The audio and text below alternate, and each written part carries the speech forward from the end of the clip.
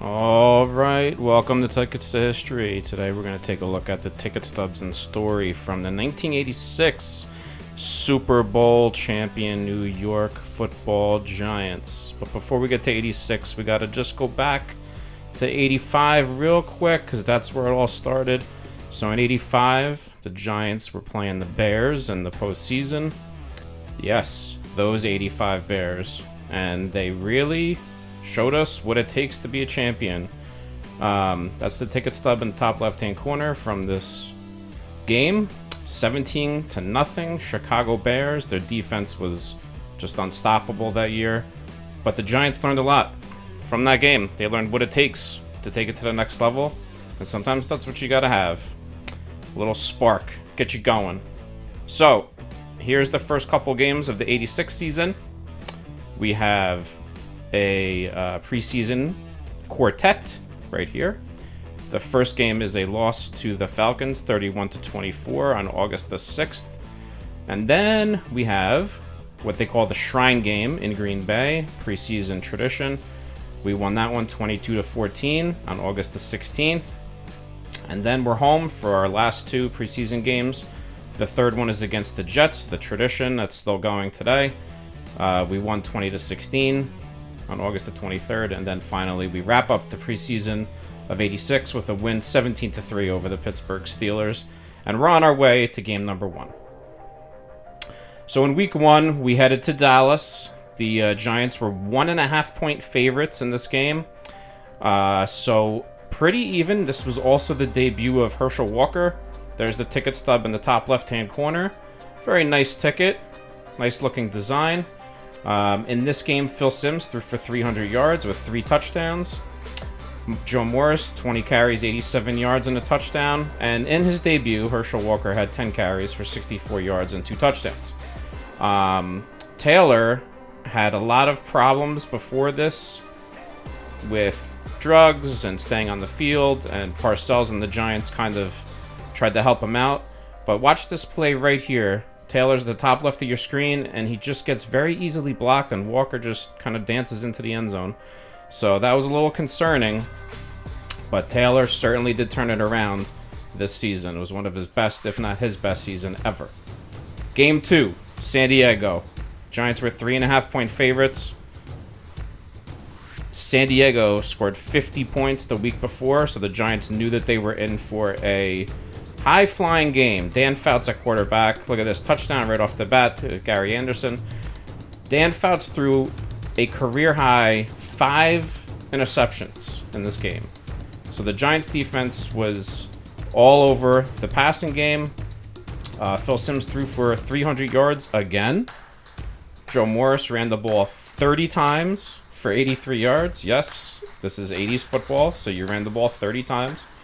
And the Giants played very well this game. They rebounded from week one where they lost to Dallas, and they came home and they did what they had to do. The defense stood tall, and they won this home opener 20-7 with 5 interceptions of future Hall of Famer Dan Fouts. And look at this little trick play. Now watch the block by Simms right here. Boom! Oh God, that's so good.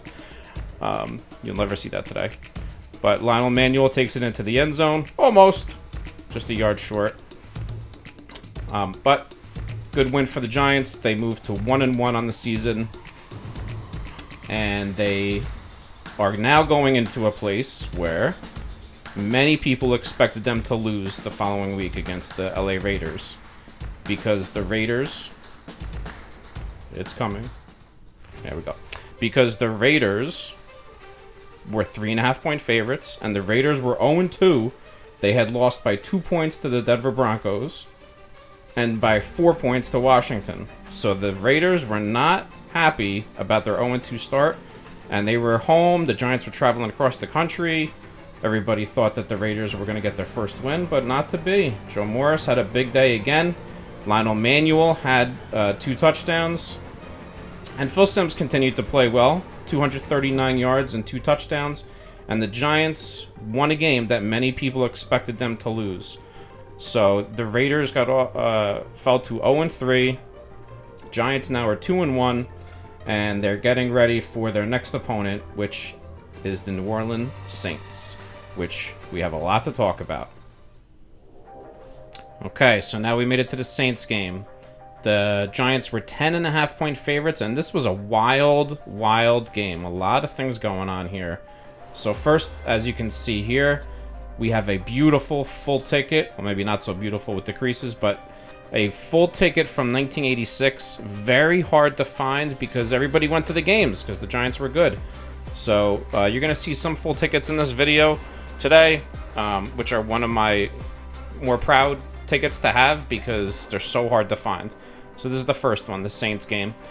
And the Saints got off to a 17-0 lead in the first half. And the Giants were looking flat. And you're about to see a play that you will not believe. Mark Collins returned to punt. The Giants were down 17 to 10 at the time in the third quarter, and here's what happened.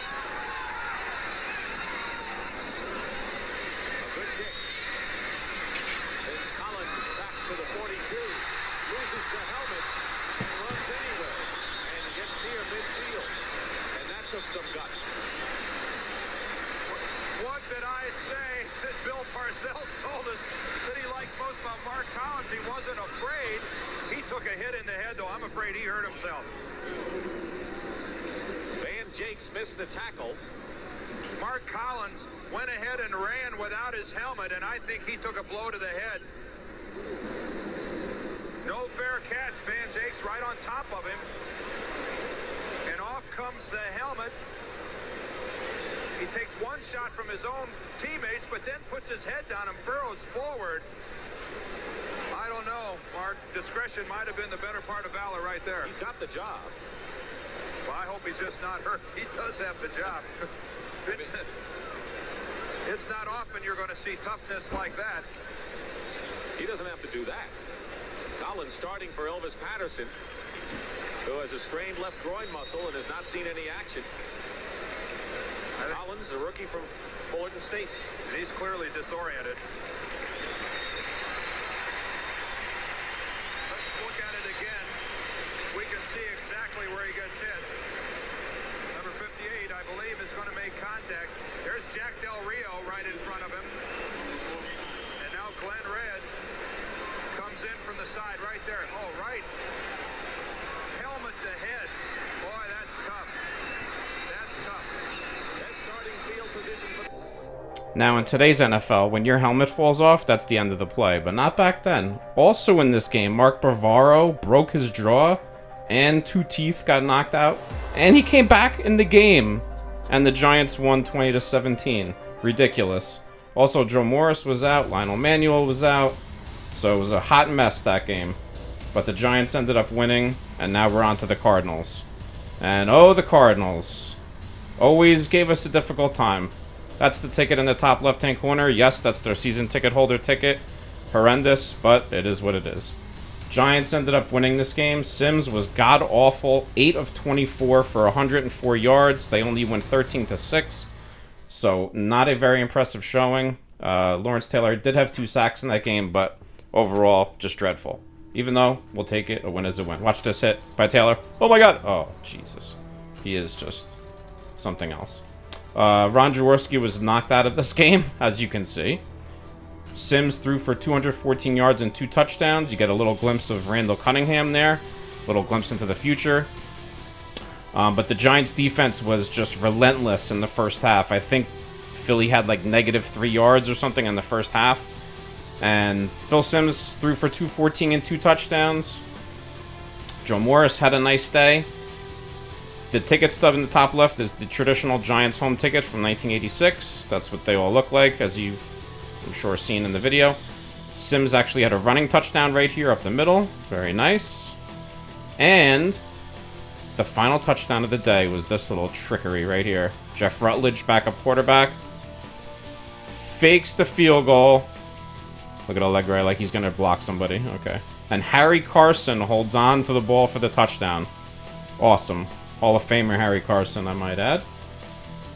And the Giants went on to win this game and move closer to their Washington matchup in week number 8.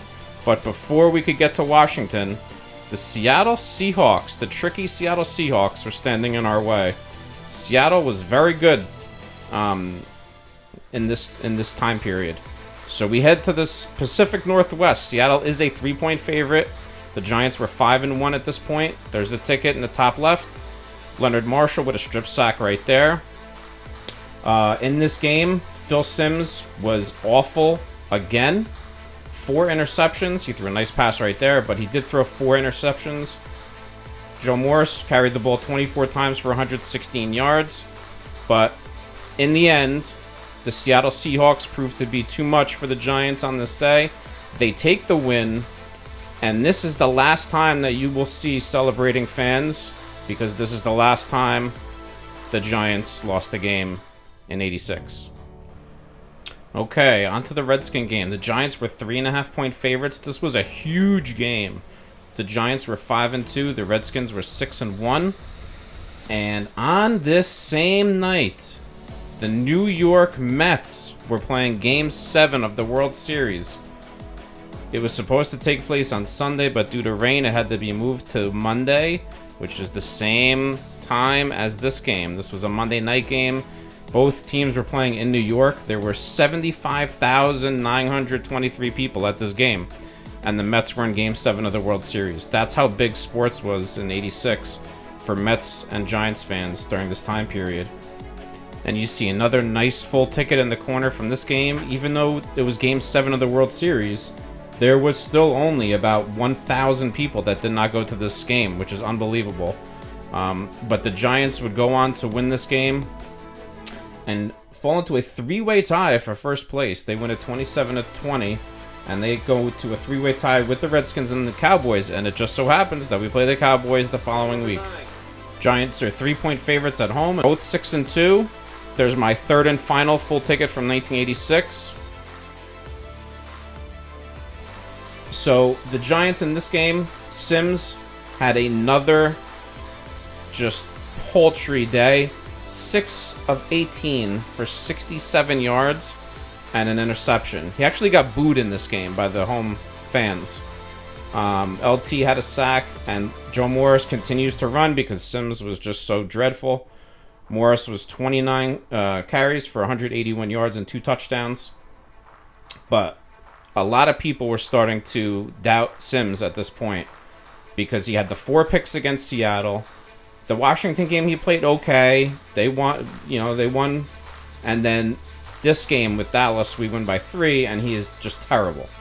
So now we go down to Philly. We smashed them last time. It's a 3.5-point line this time for the Giants. Simms, again, not a very good day. 8 of 18 for 130 yards and 2 picks. And Morris just continues to run well. 27 carries, 111 yards and 2 touchdowns. And, LT, 3 sacks. Yeah. So the tickets you see in the top left, I have the top and the bottom portion. That's why I put them both there. It's a nice design for 1986. And what a cheap shot there, number 21. What are you doing? The guy was like at the end of the end zone. So again, Cunningham gets in the game. Jaworski injured. And he gets more of the same. Oh, another bad shot coming up here. Don't hit him, don't hit him. Oh. But he like sticks out his hand to help him up. I don't know. Alright, and now, the turning point of the Giants season. Giants were 1.5-point favorites. They were 8-2, although Simms was getting really ridiculed by the fans and the media. And this was the turning point of the season, right here. That ticket in the top left-hand corner is a very difficult one to get. I think I've only seen like 1 or 2 in all of the years that I've been collecting. So I'm very proud to have that one. Yeah, I know. I'm nerding out, but that's alright. But in this game, Phil Simms kind of turned around his season. He threw for 310 yards and a touchdown and made one of the best throws of his career. And we're going to see that in a minute. Morris did not really do much this game. He only had 18 carries for 49 yards, so he played in a limited role. But the Vikings take the lead here late in the fourth quarter, and Simms has to drive the Giants down the field in order to take this win. Here he finds Bavaro on a nice pass. But the play you're about to see after this one, where he drops the ball, And the Vikings could have buried him. He flips it right here. And now it is 4th and 17 with the game on the line. The Giants are going for it. Sims drops back the pass. Looking around, can't find anybody. Fires it to the sideline. And bam. Complete. What a catch. What a throw. Bobby Johnson. And then Raul Alegre drills the field goal. And the Giants sneak out of Minnesota with a win, 22-20. And Phil Simms gets some of his positive vibes back. Now, Denver Broncos, a Super Bowl preview. We're both 9-2. Giants are 3-point favorites. Watch this play. Boop. George Martin. Thank you. I'll take that. Now, this was a very long drive that the Broncos had, so Martin was gassed. Taylor's like, give me the ball. Give me the ball. I'm good. And then they're running down the field. Taylor's like, give me the ball. I'm good. I'm right here. All right, you're in. You're in. Now I'm going to jump on you. There you go. One of the best plays. A very memorable play. If you're a Giant fan, everybody seems to remember that one. But again, this was a preview of the Super Bowl. Giants played very well this game against Denver at home. Sims back to normal. So that Minnesota game really transformed his season. And the Giants got to see John Elway here for the first time. And they walk away with the victory. And look at this. Just throwing with confidence that he did not have against Dallas, that he did not have against St. Louis. Allegre kicks the field goal, and the Giants win the game at home, 19-16. Okay, and we're off to San Francisco. The Niners are a 3-point favorite, despite being 7-4-1, and the Giants being 10-2. Another team that we would see in the playoffs. Jerry Rice here on the reverse. He had 2 touchdowns on this day, 1 rushing, 1 receiving. Phil Simms had 2 touchdowns, but this play right here, look at this. Mark Bavaro dragging 1, 2, 3, 4, 5, 6, 7, including All-Pro Ronnie Lott. And it was that play that really made the Giants determined to win this game. They were down 17-0 at the half.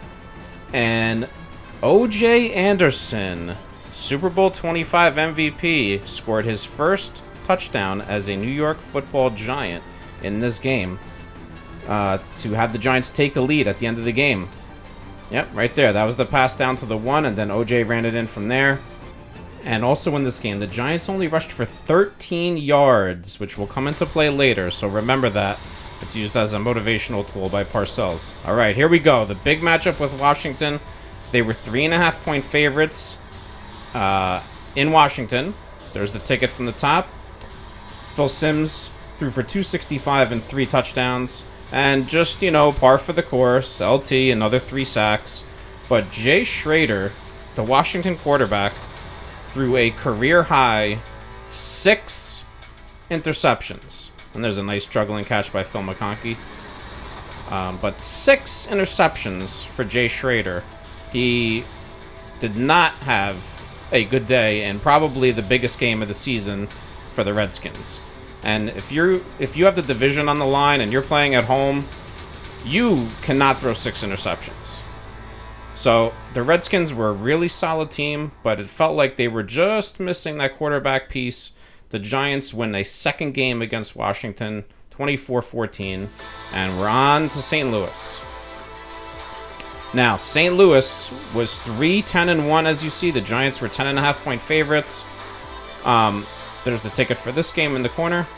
So, for this game, Joe Morris had a huge game. 28 carries, 179 yards, 3 touchdowns, and the Giants' defense was just relentless in this game. 9 sacks as a team. Lawrence Taylor, of course, had one of them.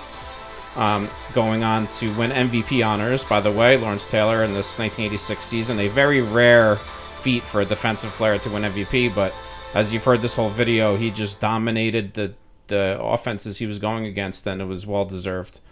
Here is Morris taking in a touchdown, and the Giants easily win this game over the Cardinals for a change. It's usually a tight one, but they win it 27-7.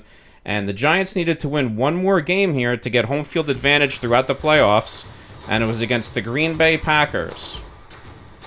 They were 12-point favorites. Green Bay was 4-11. They were done with the season. And this game meant a lot to the Giants because if they won it, they would have home field advantage throughout the playoffs. Well, it started off well. The Giants got off to a 24-0 lead in this game, but the Packers came storming back and scored 17 unanswered points, and at halftime, it was 24-17. And it was at that halftime where one of the most interesting Bill Parcells stories takes place. Well, he is not happy that they just allowed 17 points to a 4-win team. So he pulls the offense aside in the locker room and says, if we score 45 points, we might be able to tie this game the way the defense is playing. And then he goes over to the defense and grabs a huge garbage can filled of crap and cans and everything and dumps it on the players. And he says, you guys belong in here with the rest of this trash. Could you imagine today? He'd be probably fired and a grievance would be filed and everybody's feelings would be hurt. But anyway, the Giants score 55 points and win this game. And yes, their next away game is Pasadena. And we're on to the playoffs. First round against the 49ers. Now, if you recall from earlier in the video when the Giants played the Niners, they only had 13 yards rushing. Well, Bill Parcells did not forget that. And during this week of practice, he called the offensive line of the Giants Club 13. Hey, Club 13, how's it going? Club 13, you making that block? And it just got to them and got to them. And he knew how to motivate his players. That works for some people. You got to know your team, and Parcells knew his team. And he knew that if he made them embarrassed and angry, that they would really perform as they did in the Packer game, where he dumped garbage on them and they didn't, when they just destroyed them in the second half. So, Club 13. In this game, the Giants rushed for 216 yards. It was a complete annihilation. There's the backup quarterback for the 49ers because Joe Montana gets knocked out of this game by Jim Burt, and it is the hit of a lifetime. And if you recall from the 1990 video when Leonard Marshall laid out Montana, this was like the first hit where Montana gets clobbered by the Giants. But again, a very good win for the Giants, 49-3. The offense has their best day of the year. Phil Simms completes 9 passes, and 4 of them are touchdowns. Ridiculous. Joe Morris runs the ball 24 times for 159 yards and 2 touchdowns. And Lionel Manuel makes his return from the injured list. He was out for a while. He got injured early in the season, but he made his return to the playoffs right here. And the Giants just steamrolled the 49ers in a very, very convincing fashion. Lawrence Taylor did not have a sack in this game. I know, disappointing. But he did have an interception return for a touchdown, which we are about to see. And it coincides with the Joe Montana hit. But before we see that, here's another fake field goal by the Giants. Parcells loved rolling the dice and doing different things. Rutledge takes the snap and throws it deep downfield to Bavaro, who makes the catch. Caught the Niners off guard. They just had their number the whole game. Simms here throws a beautiful, beautiful pass to Zeke Mowat right over the middle. And like I said, 4 touchdown passes for Simms. The ticket in the top left-hand corner is a standard playoff game ticket for the Giants, but it is dated, which is nice. Here's the hit on Montana. Watch out. Oof.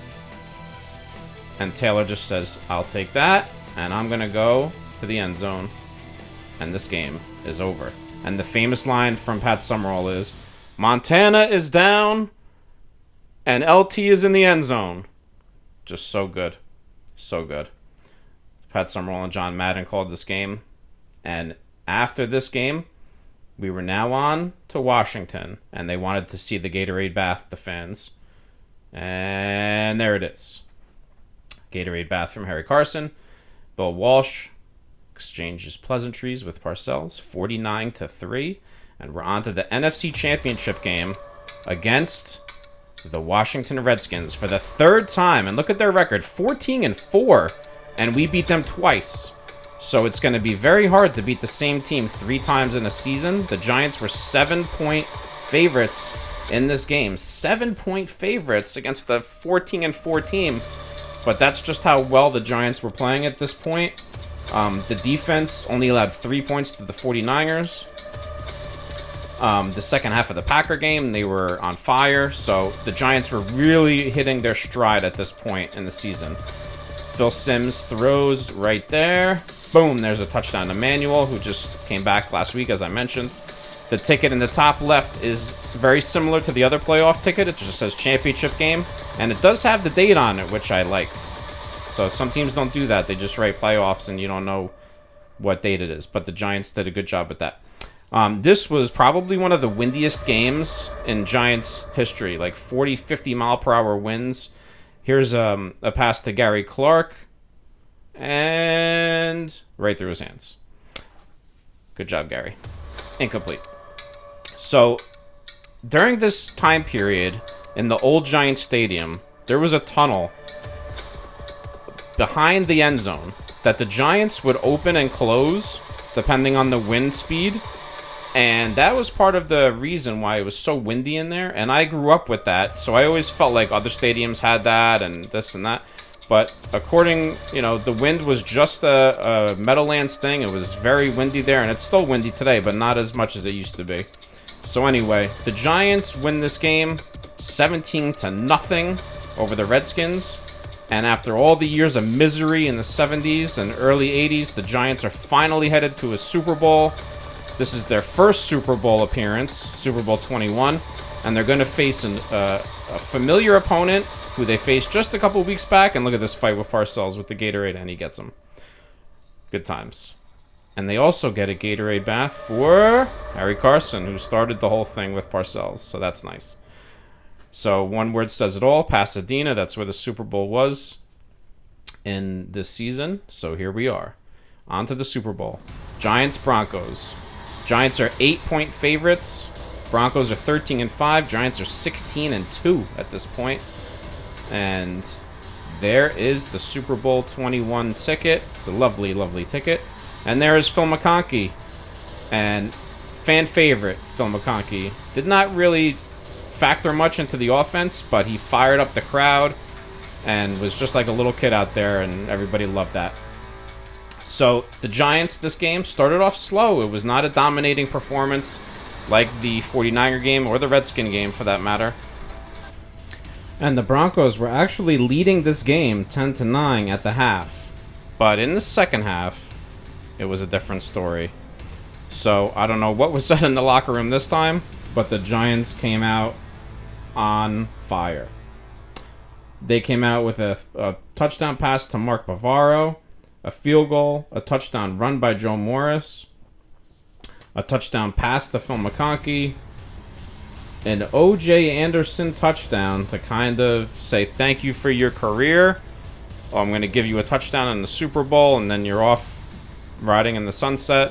Thank you very much for your time, which we all know did not turn out to be the way. But it looked like that was the end for Otis Anderson, but he had a lot more gas in his gas tank. Now, in this game, Phil Simms threw 22 of 25 passes completed. 88% completion percentage. It is still an NFL record to this day for completion percentage in a Super Bowl. And this is a cool play right here. A little flea flicker to Joe Morris. And Phil McConkey said in the papers all week that he really, really wanted to get in the end zone because he, like I said earlier, he was just a little player, nothing really spectacular. And he falls 1 yard short. He's like, oh, almost. But as fate would have it, he gets his chance. Joe Morris gets in the end zone here. And here is the play. Simms back to pass. Oh, you see Bavaro coming in the picture. Bavaro, oh, he dropped it. And there's McConkey for the touchdown. Unbelievable. And just a great moment. A great player. Look at this. He's so excited. And you know what's coming next. Bill Parcells getting the Gatorade bath. It's coming. Harry Carson's got the security jacket on to hide. And he gets Parcells with the Gatorade. Just beautiful. Phil Simms was the Super Bowl MVP, 39-20.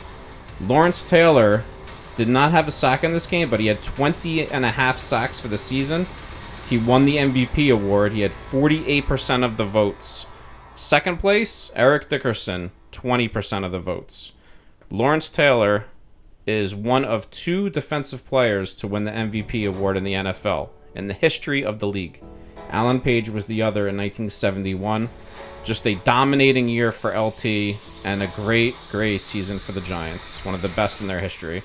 So here we have a ticket from the celebration party. And there's a news article from that day. There's another one.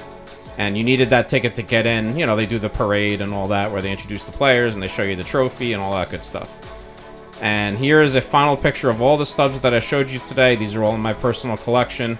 So I just enjoy going through them and going through the history. And I hope you enjoyed going through it as well.